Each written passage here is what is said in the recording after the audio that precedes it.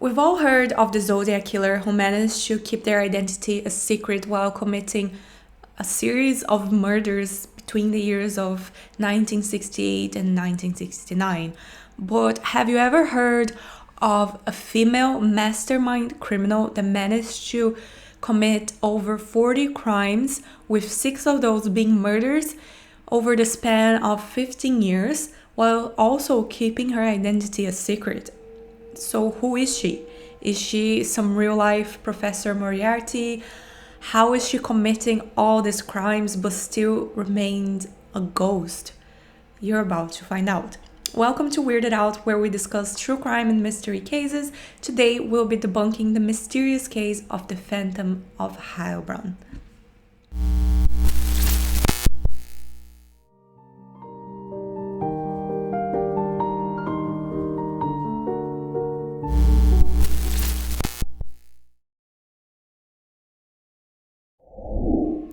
So it's no surprise to us that there are a lot of crimes going on out there, but luckily with advanced technology, it has become really easy to identify possible suspects through DNA testing. But even with all this technology, there can be still a few obstacles in the way that can make an investigation really difficult. And sometimes a mastermind criminal might manage to go unidentified, who knows? In today's story, we're traveling all the way to Germany. I already apologize in advance because my German isn't great. I do not speak German and I will probably pronounce a few words wrong. So if you would like to correct me, if you do speak German, let me know. And if I missed anything in this case, because again, a lot of the case information is in German, so let me know if I missed anything. I would love to know. All of this started in 1993 when a 62-year-old woman was found dead in her house in the town of Idar Oberstein. She was strangled by a wire that was taken from a bouquet of flowers that was found next to her body. So nobody knew any information on what might have happened to her. There were no witnesses, no suspects, no even a possible motive to this murder. There were no signs of any other suspicious activity, of course, except for the fact that she was strangled and murdered.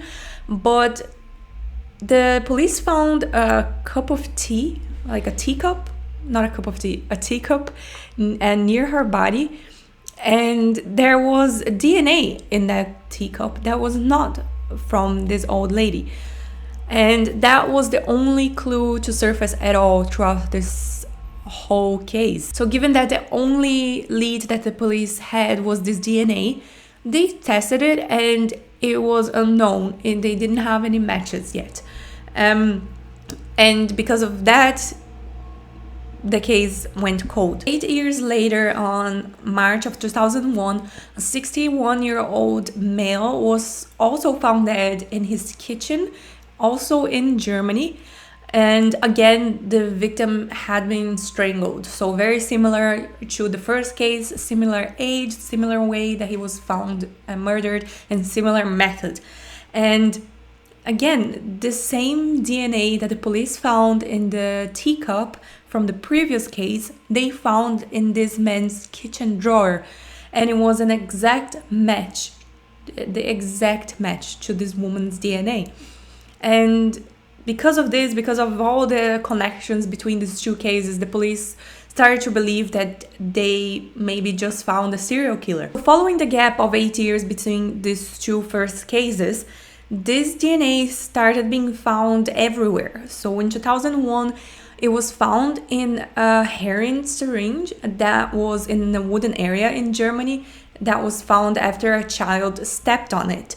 And sometime later, it was also found in leftovers of a cookie on a trailer that was broken into. It was also found in an office in Dietzenbach.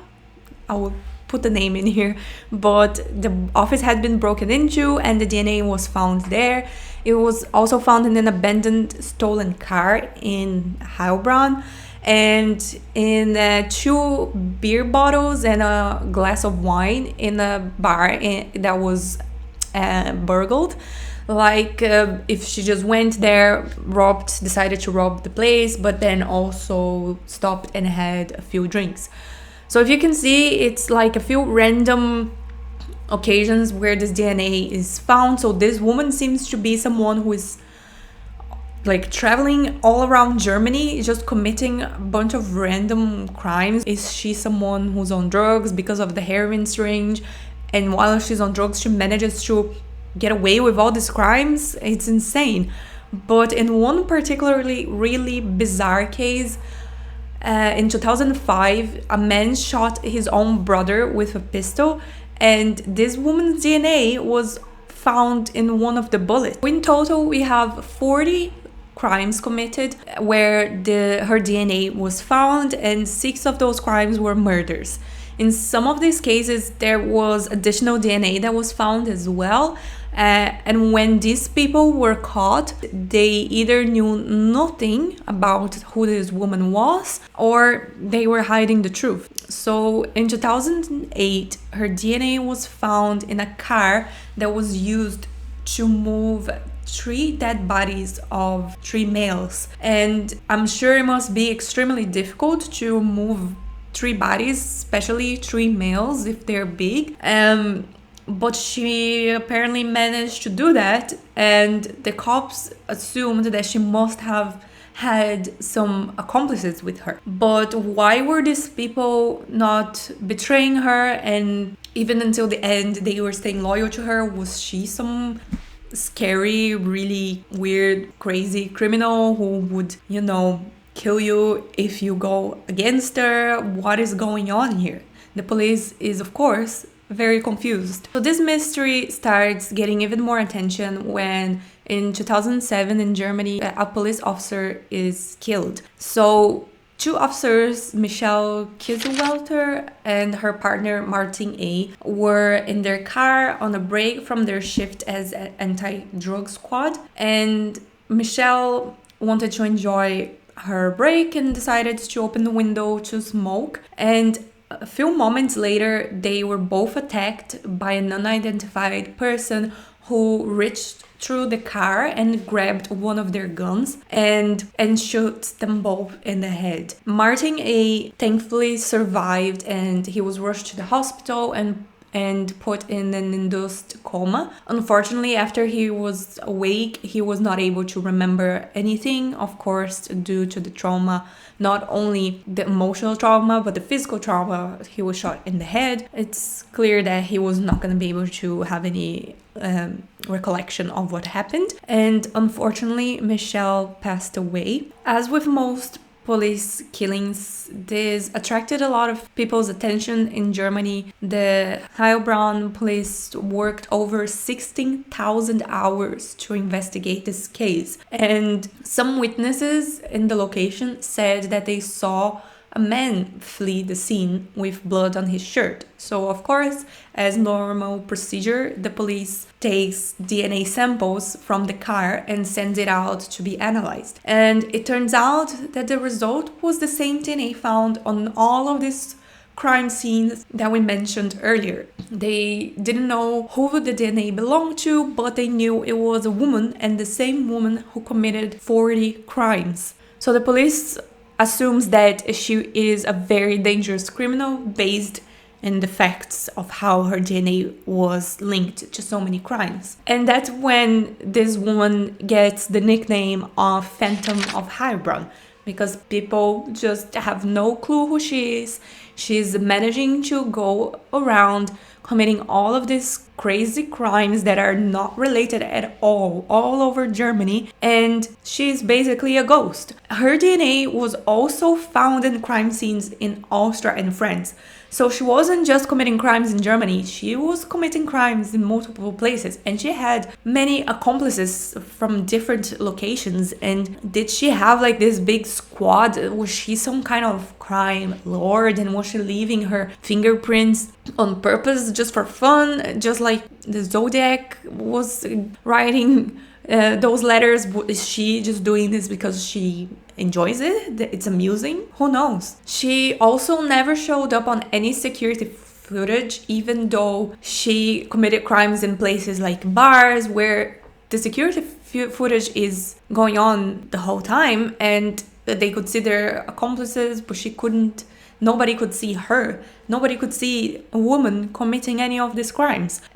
So because this seems to be like a really crazy, like mastermind criminal, the police put up a 300K reward for any information about this woman. So anybody who knew about her, and also maybe the accomplices would say anything, but nobody ever did. And whatever this woman's method was, it was working really well. She managed to stay unidentified for over 15 years. So in 2009, finally the case gets a new lead. So police in France find a burned body in 2002, and they were unable to find out the identity. So in 2009, after all of this that happened with the police killings and all these other crimes, the forensics decides to try on a new lead and attempt to match the DNA from the corpse to one found on an asylum application form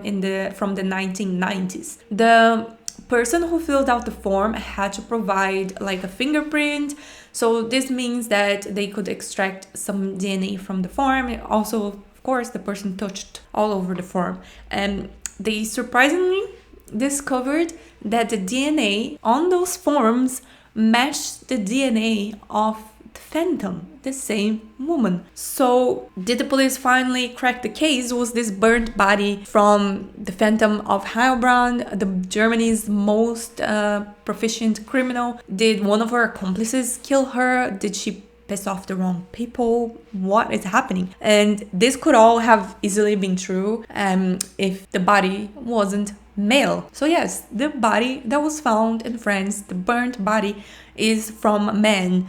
So how is it possible that if this person is the same person that filled out those forms, the same asylum seeker, if the DNA match is from a woman? So was she trying to like disguise herself by filling out forms on behalf of the asylum seekers? Like, the Phantom of Heilbronn could have been smarter than they actually thought. So the police was as confused as you probably are right now, and as I was when I was reading and researching about this case. So they decided to try and redo the DNA just in case. You never know. So they use a different cotton swab, of course, to redo the test, and guess what? It was not the DNA of the Phantom. It was not a match at all. So what's going on here? Is this some sort of paranormal, mysterious situation? But turns out that the conclusion is more ridiculous than anyone actually expected. And that's when the police start getting a little bit iffy about all this situation, and how is it possible that the DNA was tested first and they got a female match, and then second they got a male match? What is happening? So they decide to go straight back to the source, the company that produced the cotton swabs themselves, which is Greener Bio 1. And that's when they realized exactly what was happening. So there was a reason why the Phantom of Heilbronn was never identified, why nobody had ever seen her, and there was no image of her in security footage or anywhere. And a reason why her accomplices constantly said, "No, I do not know anything. I do not know who this woman is." So investigators came to a conclusion. The Phantom criminal never existed, and the DNA recovered at the crime scenes had already been present on the cotton swabs prior to being used for collecting the DNA sample. So yes, you heard me right. That's the embarrassing truth. We were all expecting some really crazy serial killer, but it turns out that the swabs that were used in the Phantom case all came from the same factory, which employed several women, and one of them matched the DNA. So the cotton swabs were all put through the proper sterilization procedures used to kill like the bacteria, fungi, or any viruses that could be in the cotton, but it still became contaminated with human cells in the form of skin particles, because these women were packing the cotton swabs, and there was all sorts of particles, sweat, saliva if they were talking while packing it, or other bodily secretions. So it turns out that this was all a misunderstanding. For all those years, all these crimes, that the police were struggling really hard to understand why was there a connection. It was all due to DNA contamination. So it's all really funny and hilarious, right? But the German police spent 8 years and around 2 million euros on this investigation, and they left the public in panic, thinking that this person was walking around and they could possibly be a victim. And also, a lot of real criminals probably walked because of this mistake, because they committed some of these crimes, but they weren't caught because of the DNA contamination. So 40 crimes across 3 countries were all pinned on a random woman. So the company that created the cotton swabs, that fabricated them, they released a statement later on that these cotton swabs were never made for DNA testing. Never at all.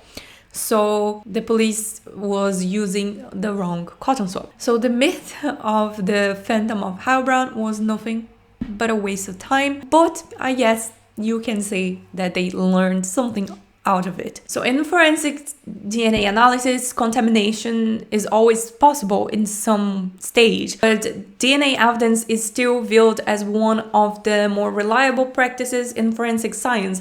Think about all those cases that happened many years ago that could have been solved if DNA testing was available. But again, DNA evidence is reliable if provided the appropriate procedures are followed. But it's not possible that it's always going to be 100%. There can happen mistakes. But luckily, the consequences to these mistakes, specifically in Germany for the Phantom of Heilbronn, didn't lead to someone being wrongly convicted, which can happen, and it has happened quite often. So the Phantom of Heilbronn stands in criminal history as one of the oddest and largest police blunders of all time. Countries everywhere should learn from it, take that we can make sure nothing like it ever happens again.